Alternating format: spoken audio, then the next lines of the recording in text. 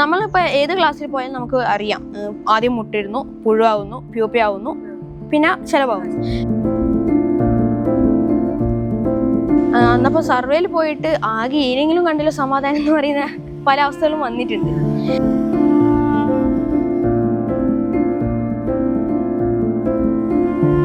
അതെന്ന് പറഞ്ഞാൽ ഈ ഒരു മെയ്റ്റിങ് ഇണ ചെയ്യുന്ന സമയത്ത് ഒരു പ്രത്യേക തരം ലൈറ്റ് ഈ നിശാശലഭത്തിന്റെ കണ്ണിൽ അടിക്കും. അപ്പം നമ്മുടെ ഈ സാധാ ലൈറ്റ് കണ്ടിട്ട് ആ ലൈറ്റാന്ന് വിചാരിച്ചിട്ട് മിക്ക സമയത്ത് ഇത് വരാറുണ്ട്. പ്രൊബോസിസ് ഇല്ലാണ്ട് അത് ലാർവ അയക്കുമ്പോൾ കഴിച്ച ഫുഡ് മാത്രമേ ഇതിന് പിന്നെ ലൈഫ് ലോങ് ഫുള്ള് വേണ്ടുള്ളൂ. ലൈഫ് ലോങ് അതിന് ഫുഡ് വേണ്ട. പിന്നെ തേന് കുടിക്കൂല, അങ്ങനെയൊന്നുമില്ല.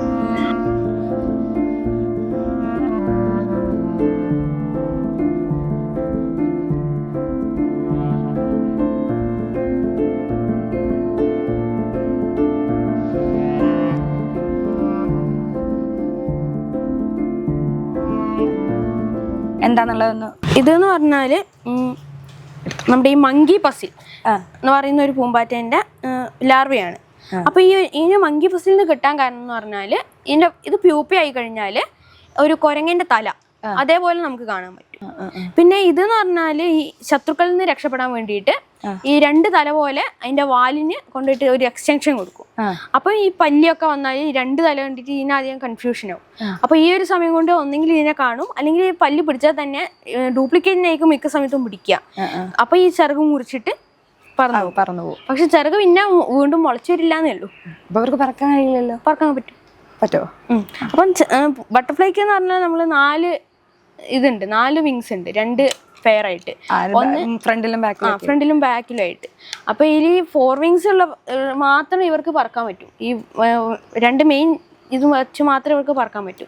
പക്ഷെ ബാക്കിൽ എന്തിനാന്ന് വെച്ചാൽ പെട്ടെന്ന് ഇപ്പൊ നമുക്ക് തിരിയേണ്ടി വന്നാല് അപ്പം ഈ ബാക്ക് വിങ്സ് കൊണ്ടാണ് തിരിയുന്നത്. ഇപ്പൊ നമ്മൾ മീനിനൊക്കെ നോക്കുകയാണെങ്കിൽ മീനിന് മറ്റേ നമ്മുടെ ഫിൻസ് മാത്രം മതി, സൈഡിലുള്ളത് മാത്രം മതി നീങ്ങാൻ. ഡയറക്ഷൻ ചേഞ്ച് ചെയ്യാൻ വേണ്ടിയിട്ട് വാല് വേണം.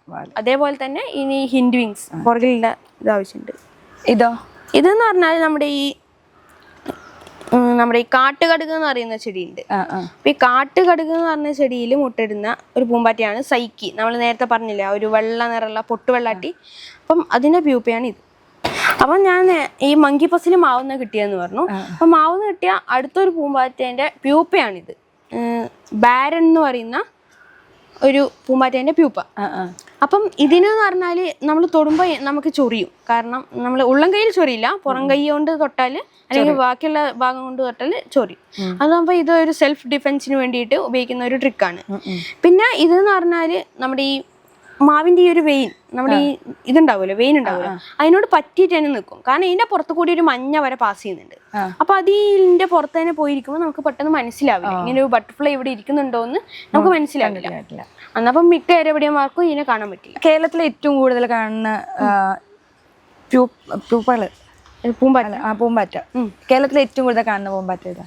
നമ്മുടെ ഈ പൊട്ട് വെള്ളാട്ടി എന്ന് ഞാൻ പറഞ്ഞല്ലോ, സൈക്കി, വെള്ള കളർ, അതാണ് ഏറ്റവും കൂടുതൽ കാണുന്നത്. നമ്മൾ എവിടെ പോയി നോക്കിയാലും ചില സമയങ്ങളിൽ ഞങ്ങളിങ്ങനെ സർവേയിൽ പോകാറുണ്ട്. അന്നപ്പോൾ സർവേയിൽ പോയിട്ട് ആകെ ഏതെങ്കിലും കണ്ടില്ല സമാധാനം എന്ന് പറയുന്ന പല അവസ്ഥകളും വന്നിട്ടുണ്ട്. കാരണം ഇതെന്ന് പറഞ്ഞാൽ നമ്മളിപ്പോൾ കേരളത്തിൽ എണ്ണം ഇങ്ങനെ വർദ്ധിച്ചുകൊണ്ട് വരുന്നത്, നമ്മൾ കാണാത്ത സ്ഥലത്തോലും ഇപ്പം കണ്ടുകൊണ്ട് വരുന്നത്. ഒരു ചെടി ഉണ്ടല്ലോ, ഈ പൂമ്പാറ്റകൾ അട്രാക്ട് ചെയ്യുന്ന ഒരു ചെടി, അതെ, വിഷാണെന്ന് പറയുന്നത് കേട്ടിട്ടുണ്ട്. അത് ചെറിയൊരു പാല് വരുന്നുണ്ട്. അത് വിഷാണോ?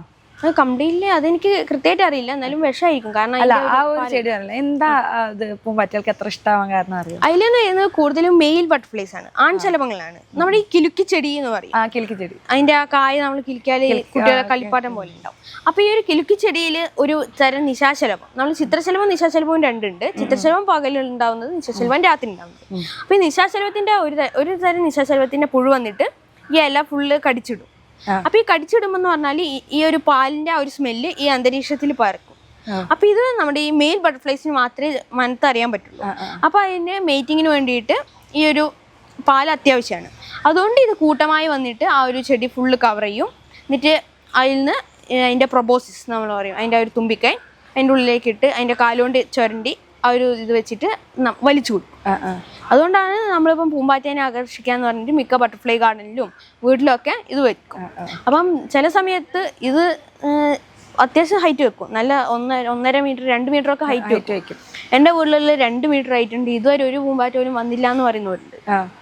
അപ്പം അതെന്ന് പറഞ്ഞാല് ആ ഒരു മോത്ത്, ഈ കടിക്കുന്ന ഇല കടിച്ചിരുന്ന ആ ഒരു മോത്ത് മിക്കവാറും ആ ഒരു ഏരിയയിൽ ഉണ്ടാവില്ല. അതുകൊണ്ടാണ് അങ്ങനെ ബട്ടർഫ്ലൈ. ഇവരത് കടിച്ച ഇല കടിച്ചാൽ മാത്രമേ ഈ സ്മെല്ല് വരുന്നോണ്ട് പൂമ്പാറ്റ വരുള്ളൂ. ഇപ്പോൾ 2ാം ക്ലാസ് തൊട്ട് സ്റ്റാർട്ട് ചെയ്തല്ലോ, കുറേ വർഷമായി. ഇതിന്റെ ഇടയിൽ ഏറ്റവും കൗതുകം തോന്നിയിട്ടുള്ള ഒരു ഇൻസിഡന്റ് അതാ. നമ്മുടെ ഈ നാട്ടു റോസ് എന്ന് പറയുന്ന ഒരു പൂമ്പാറ്റയുണ്ട്. ഉറി തൂക്കി അഥവാ ഗരുഡക്കൊടി എന്ന് പറയുന്ന ചെടിയിൽ മുട്ടയിടുന്നത്. അത് പണ്ട് നമ്മൾ വിഷവൈദ്യത്തിലൊക്കെ ഉപയോഗിച്ചിരുന്ന ഒരു മെയിൻ ചെടിയാണ്. അപ്പൊ ഇതിന്റെ കായ ഉണങ്ങിയാൽ നമ്മൾ ഈ പഴയ ഉറിയൊക്കെ തൂക്കിയിട്ടില്ലേ, അതേപോലെ ഉണ്ടാവും.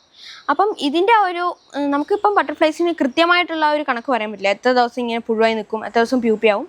അപ്പം നമ്മൾ ഏകദേശ കണക്ക് പ്രകാരം ഒരു 5 ദിവസത്തിന് ഉള്ളിൽ 3 മുതൽ 5 ദിവസം വരെ മുട്ട, 1 ആഴ്ച മുതൽ 1 മാസം വരെ ലാർവ, 2 ആഴ്ച മുതൽ 1 മാസം വരെ പ്യൂപ്പ, അങ്ങനെ പറയാറുണ്ട്. അപ്പോൾ ഈ നാട്ടു റോസ് എന്ന് പറഞ്ഞാൽ 2 ആഴ്ച കൊണ്ട് പ്യൂപ്പയെന്ന് വിരിയേണ്ടതാണ്. അപ്പം എനിക്ക് കിട്ടിയത് ഒരു ഡിസംബർ കാലഘട്ടത്തിലാണ്. അപ്പം അറിയാം നമുക്ക് മഴയില്ല, ചെടികൾ ഏകദേശം ഇങ്ങനെ ഡ്രൈ ആയി വരികയാണ്, പുറത്ത് നല്ല തണുപ്പാണ്. അപ്പോൾ ഇതിങ്ങനെ പ്യൂപ്പിയായി. അപ്പോൾ 2 ആഴ്ച കഴിഞ്ഞിട്ട് ഇത് വിരിഞ്ഞില്ല. പിന്നെ 1 മാസം കഴിഞ്ഞു, അപ്പോഴും ഇത് വിരിഞ്ഞില്ല. അപ്പോൾ ജനുവരി കഴിഞ്ഞു, ഫെബ്രുവരി കഴിഞ്ഞു, മാർച്ച്, ഏപ്രിൽ, മെയ്, അങ്ങനെ അവസാനം ജൂണിലെത്തി. അപ്പം ജൂണിലെത്തിയപ്പം അറിയാണ്ട് എൻ്റെ കയ്യിൽ നിന്ന് ഈ ഒരു പ്യൂപ്പയ്ക്ക് മഴ നനഞ്ഞു. ഇത്രയും കാലം വരെ അത് വിരിഞ്ഞില്ല. അപ്പോൾ ഈ ഒരു മഴ നനഞ്ഞതിന് പിറ്റേന്ന് ഇതിൻ്റെ കളർ മാറി. അതായത് നമ്മളിപ്പം ഒരു ബട്ടർഫ്ലൈ വിരിയാനായാൽ ഈ പ്യൂപ്പേൻ്റെ കളർ മാറും. അതിൻ്റെ ആ ഒരു ചിറകിൻ്റെ പാറ്റേൺ ഒക്കെ നമുക്ക് പുറത്തുനിന്ന് നോക്കിയാൽ കാണാൻ പറ്റും. അപ്പോൾ എനിക്ക് അത്ഭുതമായി, ഈ മഴ നനഞ്ഞിട്ട് എങ്ങനെ ഇത് വിരിഞ്ഞു എന്ന്.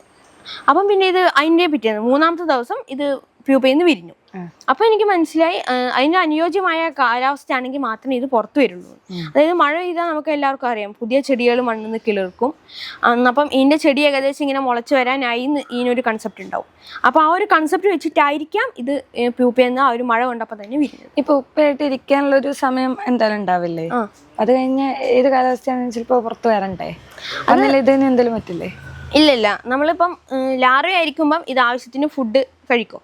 അതിനുശേഷം ഇതിന് ഫുഡ് ഒന്നും ആവശ്യമില്ല പ്യൂപ്പ ആയിരിക്കുന്ന സമയത്ത്.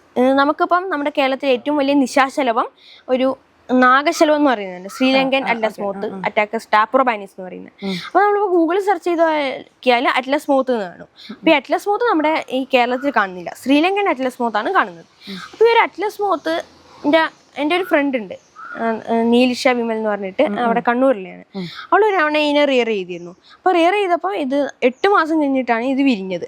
അപ്പോൾ ഈ ഒരു നിശാശലഭത്തിൻ്റെ പ്രത്യേകത എന്താണെന്ന് വെച്ചാൽ ഇത് മഹാഗണിയിലാണ് മുട്ടയിടുന്നത്. അപ്പോൾ മഹാഗണീൻ്റെ ഇലയെല്ലാം തിന്നിട്ട് ഇത് പ്യൂപ്പയിൽ നിന്ന് വിരിഞ്ഞു വന്നാൽ പിന്നെ ഇതിന് ഭക്ഷണം ആവശ്യമില്ല. അപ്പം നമ്മൾക്ക് ഇപ്പോൾ ബട്ടർഫ്ലൈസിന് തേൻ കുടിക്കാൻ വേണ്ടി പ്രൊബോസിസ് ഉണ്ട് എന്ന് പറഞ്ഞല്ലോ. അപ്പോൾ ഇതിന് ആ ഒരു പ്രൊബോസിസ് ഉണ്ടാവില്ല.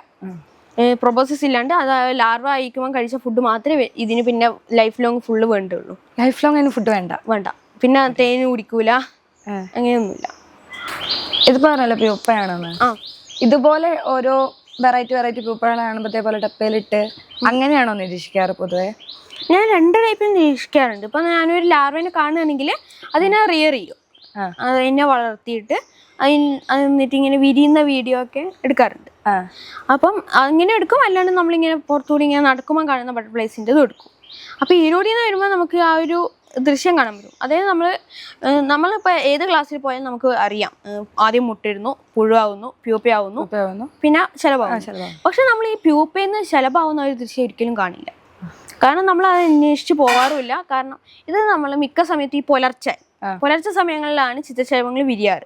അപ്പോഴൊന്നും നമുക്കിത് കാണാൻ പറ്റില്ല. ഏകദേശം ഒരു 4:30-5 മണിയൊക്കെ ആകുമ്പോഴായിരിക്കും ഇത് വിരിയുക. അപ്പോൾ ഇങ്ങനെ നമ്മൾ റിയർ ചെയ്യുമ്പം ഇതിങ്ങനെ വിരിഞ്ഞ് വരുന്നതൊക്കെ നമുക്ക് കാണാൻ പറ്റും.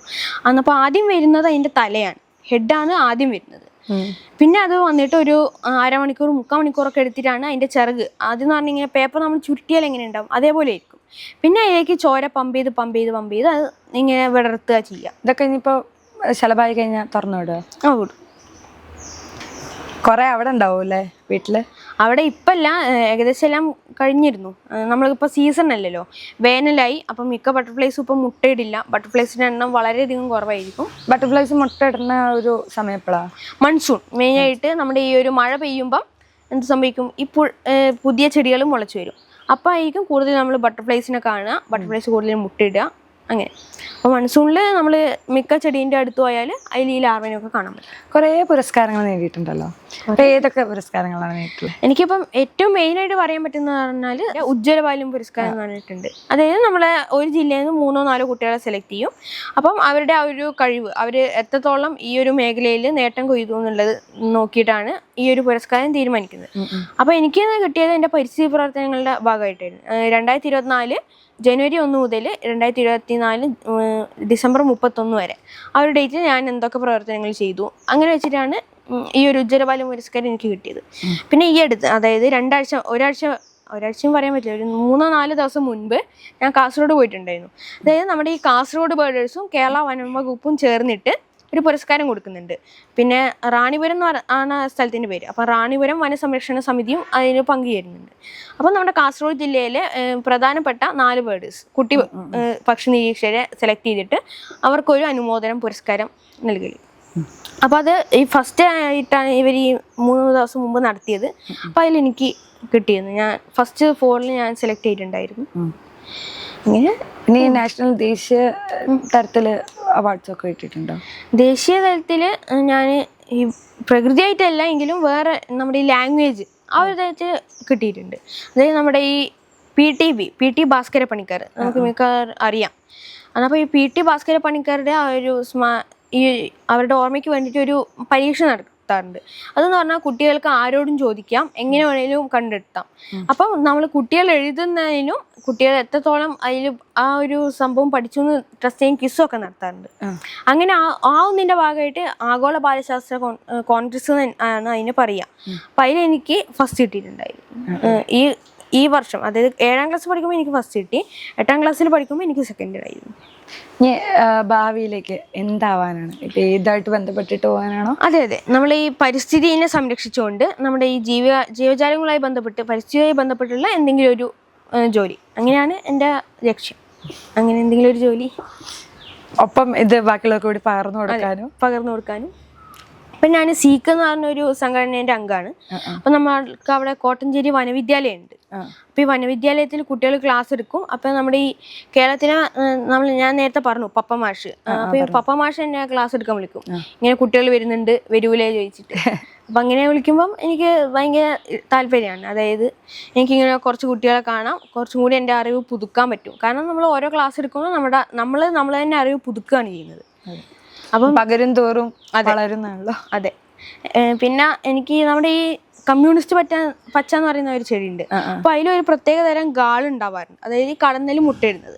അപ്പോൾ അത് എനിക്ക് ഇങ്ങനെ ഒരു ക്ലാസ് എടുക്കാൻ പോയിട്ട് എന്നെക്കാട്ടും 2 വയസ്സിന് മുതിർന്നവരായിട്ടുണ്ട്, ജസീൽ എന്ന് പറഞ്ഞിട്ട്. അപ്പോൾ ഈ ജസീലേട്ടൻ കാണിച്ചു തന്നെയാണ് ഇങ്ങനെ ഒരു ഉണ്ടാവാറുണ്ട്, ഇന്ന ചെടിയിൽ ഇങ്ങനെ കണ്ടിട്ടുണ്ട് എന്ന് പറയും. അപ്പോൾ അത് ബട്ടർഫ്ലൈൻ്റെ അല്ലെങ്കിലും നമുക്കതൊരു പുതിയ അറിവാണ്. കാരണം പരിസ്ഥിതിയിൽ ഇങ്ങനെയും നടക്കുന്നുണ്ടല്ലോ. അപ്പം ഇപ്പം കഴിഞ്ഞ വർഷമാണ് അതിൻ്റെ പേപ്പർ വന്നത്, സയൻറ്റിഫിക് പേപ്പർ വന്നത്. അപ്പം ഈയിടെ അതിന് മുമ്പേ ഇങ്ങനെ കണ്ടിട്ടുണ്ട് ഇത്. കടന്നലിൻ്റെ കാര്യം പറഞ്ഞല്ലോ, നമ്മൾ ഈ തേനീച്ച അതിനൊക്കെ നിരീക്ഷിച്ചിട്ടുണ്ടോ? തേനീച്ച നമ്മളിപ്പം കേരളത്തിൽ മെയിനായിട്ട് നമുക്ക് കുറച്ച് തേനീച്ചകളെ കാണുന്നുണ്ട്. അതായത് ഒന്ന് നമ്മൾ ചെറുതേനീച്ച, കോൽ തേനീച്ച, വൻതേനീച്ച. അപ്പം ഈ ചെറുതേനാണ് നമ്മൾ ഏറ്റവും പ്യുവർ എന്ന് പറയാറുണ്ട്. അപ്പം പിന്നെ കോൽ തേനീച്ച കുറച്ചും കൂടി കാട്, അങ്ങനെ കാട്ടിലാണ് കൂടുതലും കോൽ തേനീച്ചകൾ കാണുന്നത്. പിന്നെ വലിയ തേനീച്ച നമ്മൾ ഇടയ്ക്കിടയ്ക്ക് ഇങ്ങനെ വളർത്താറുണ്ട്. നമ്മൾ തേനിന് വേണ്ടി വളർത്തുന്നത് ഈ വൻതേനീച്ചയും പിന്നെ ചെറുതേനീച്ചയും, ഇത് രണ്ടിനെയും മെയിനായിട്ട്. വീടിന്റെ മുകളിലൊക്കെ ചെറിയ ചെറിയ കൂട്ടിൽ കാണില്ലേ, അതാണ് ചെറുതേനീച്ച. അതിന് ചെറിയൊരു ഹോൾ മതി. എൻ്റെ ഇപ്പം താമസിക്കുന്ന വീട്ടിൽ തറയിൽ ഒരു ചെറിയ ഹോൾ ഉണ്ട്. അപ്പോൾ ഒരു ദിവസം ഞാൻ വീട് ചുറ്റും നടന്നു നോക്കുമ്പോൾ കുറേ ഈച്ചകൾ ഇതിൽ വരുന്നു പോകുന്നു. സൂക്ഷിച്ച് നോക്കിയപ്പം അത് ഈ ചെറുതേനീച്ചേൻ്റെ കൂടായിരുന്നു. അപ്പം ഞാൻ ഒരു തവണ ഇത് കൂടിലാക്കിയിട്ട് വളർത്താൻ ട്രൈ ചെയ്ത് നോക്കി. പക്ഷെ അപ്പോൾ ആ കൂട് ഫെയിലായി എന്ന് ഞാൻ വിചാരിച്ചു. അത് പക്ഷെ നേരെ പോയിട്ട് ഫ്രണ്ടിലൊരു സോളാർ ലാമ്പ് ഉണ്ട്. അപ്പം അത് ഇപ്പം വർക്കാവുന്നില്ല. അപ്പോൾ അതിൽ പോയി കൂടാക്കിയിട്ടുണ്ട്. എന്നപ്പം ഒരു ഏരിയ സെലക്ട് ചെയ്താൽ പിന്നെ അതിനെ ചുറ്റിപ്പറ്റിയുള്ള ഏരിയാസിലായിരിക്കും ഉണ്ടാകുക.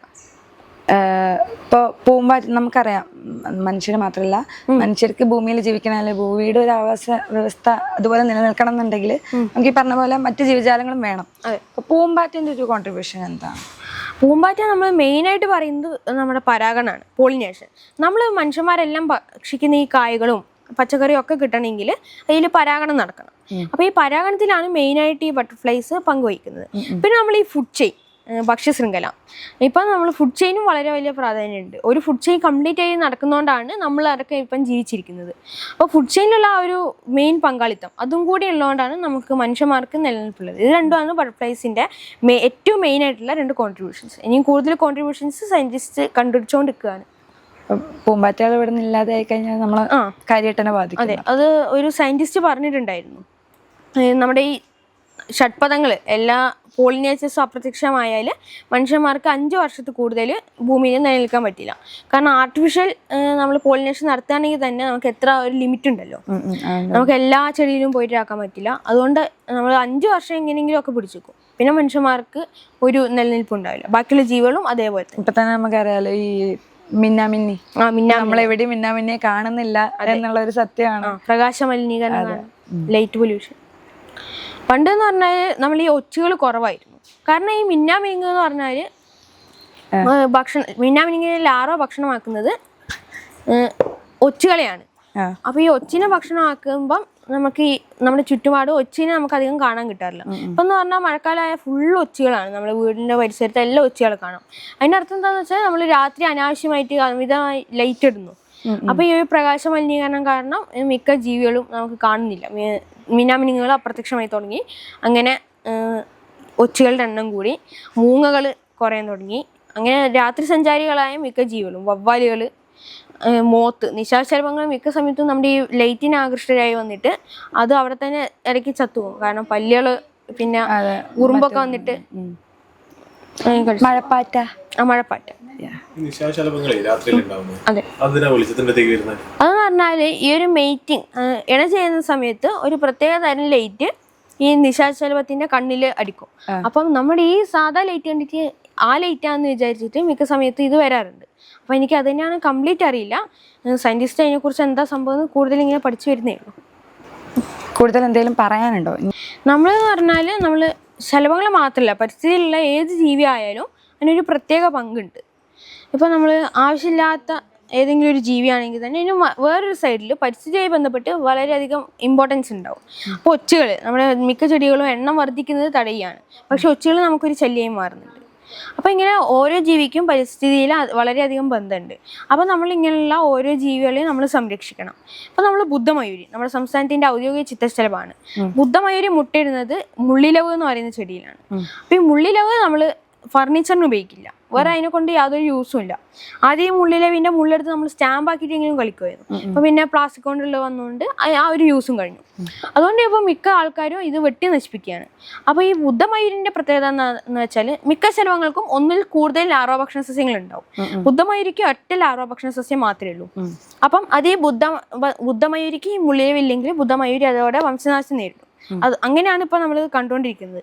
അത് പോരാത്തതിന് നമ്മളിപ്പം മുള്ളിലിൻ്റെ ഒരു തൈ വെച്ചുകൊണ്ട് മാത്രമായില്ല. അപ്പോൾ എൻ്റെ 1-2 ഫ്രണ്ട്സ് എന്നോട് ചോദിച്ചിരുന്നു, ഞാൻ ഇങ്ങനെ മുള്ളിലീവിൻ്റെ തൈ വെച്ചു, ഇതുവരെ ബുദ്ധമയൂരി വന്നില്ല, അല്ലാണ്ട് പറന്ന് നടക്കുന്നത് കാണുന്നുണ്ട് എന്ന് പറഞ്ഞു. അപ്പോൾ ഈ ബുദ്ധമയൂരി എന്ന് പറഞ്ഞാൽ 30 അടിക്ക് മുകളിലുള്ള മരങ്ങളിൽ മുള്ളിലീവിൽ മാത്രമേ മുട്ടയിടുന്നു. 15 അടി ടു 30 അടി ആ ഒരു ഹൈറ്റാണ് നമ്മൾ പറയാറ്. അപ്പം നമ്മൾ കാസർഗോഡിൻ്റെ ഔദ്യോഗിക പക്ഷി വെള്ളാവരം കടൽപ്പരുന്തും അതേപോലെയാണ്. 30 മീറ്റർ ഉയരത്തിൽ മാത്രമേ കൂട് വെക്കുള്ളൂ. അത് ഏത് മരമായാലും അതിന് പ്രശ്നമില്ല. പിന്നെ ബാക്കിയുള്ള ഇപ്പം നമ്മൾ ക്ലിയർ സെയിലർ എന്ന് പറഞ്ഞൊരു പൂമ്പാറ്റയുണ്ട്. അതെന്ന് പറഞ്ഞാൽ കൂടുതൽ ചെടികൾ ലാർവ ഭക്ഷണ സസ്യം ആക്കാൻ നോക്കുകയാണ്. അതെന്ന് പറഞ്ഞാൽ നമ്മളിപ്പം അതിൻ്റെ ആ ഒരു ആദ്യത്തെ ചെടി അത് നശിക്കുന്നതായിട്ട് അത് മനസ്സിലാക്കിയിട്ടുണ്ടാവും. അപ്പോൾ അത് അടുത്ത ചെടി പരീക്ഷിക്കും, അതിനുശേഷം അടുത്ത്. അതുകൊണ്ട് നമ്മൾ മനുഷ്യനെക്കാട്ടും നല്ല സസ്യശാസ്ത്രജ്ഞ ശലഭങ്ങളാണെന്ന് പറയാറുണ്ട്. പിന്നെ ഇപ്പോൾ നമ്മൾ കറിവേപ്പിൽ നമ്മൾ ഒരു പച്ചപ്പുഴുവിനെ കാണാം. പച്ചപ്പുഴുവിനെ അപ്പം വീട്ടമ്മമാരെന്താക്കുന്നത് പറഞ്ഞാൽ കളയാൻ വേണ്ടിട്ട് ഒറ്റ ചോട്ടിന് അതിനെ തീർക്കും. അന്നപ്പം എന്ന് പറഞ്ഞാൽ ഈ ഒരു ശലഭം അങ്ങനെ അപ്രത്യക്ഷമായാൽ അത് നമുക്ക് ഇക്കോളജിക്കൽ ഇംബാലൻസ് ആവും. അതായത് പരിസ്ഥിതി അവിടെ ബാലൻസ് തെറ്റും. അപ്പോൾ ഇങ്ങനെ പരിസ്ഥിതിയുടെ ബാലൻസ് തെറ്റിയാൽ അറിയാലോ നമ്മൾ മനുഷ്യന്മാർക്ക് നിലനിൽപ്പ് ഉണ്ടാവില്ല. പിന്നെ ഇങ്ങനെ തുടർന്ന് പോവാതിരിക്കാൻ വേണ്ടി നമുക്ക് വേറൊരു പണി എന്താ ചെയ്യാൻ പറ്റുമെന്ന് വെച്ചാൽ നമ്മുടെ ഈ നാരകം ഉണ്ടാവാറുണ്ട്. നാരകം, പിന്നെ നമ്മുടെ ഈ കൂവളം, ഈ അമ്പലത്തിന്റെ സൈഡിലൊക്കെ കൂവളങ്ങൾ മിക്കവാറുണ്ടാവും, പ്രത്യേകിച്ച് ശിവക്ഷേത്രങ്ങളിൽ. അപ്പം ഈ 2 ചെടികളിലും മുട്ടയിടും. നമ്മുടെ ഈ നാരകശൈലവും നാരകക്കാളിയും പിന്നെ കൃഷ്ണശലവും, ഇത് 3 മെയിനായിട്ട് നമ്മുടെ ഈ കറിവേപ്പിലയിൽ മുട്ടയിടുന്നത്. അപ്പൊ ഇത് 3 ഈ 2 ചെടി, അതായത് കൂവളത്തിലും നാരകത്തിലും മുട്ടയിടുന്നുണ്ട്. അതപ്പം നമ്മൾ ഇതിനെ കൊല്ലുന്നതിന് പകരം ഈ ഒരു ലാർവേനെ അടുത്ത് കൂവളം അല്ലെങ്കിൽ നാരകം ഉണ്ടെങ്കിൽ അതിലേക്ക് മാറ്റുക. അതാണ് നമുക്ക് ചെയ്യാൻ പറ്റുന്ന ഏറ്റവും നല്ലത്. അതായത് പ്രകൃതി ഒന്നും വെറുതെ സൃഷ്ടിക്കുന്നില്ല, എല്ലാത്തിനും കാരണമുണ്ട്. ഓക്കെ.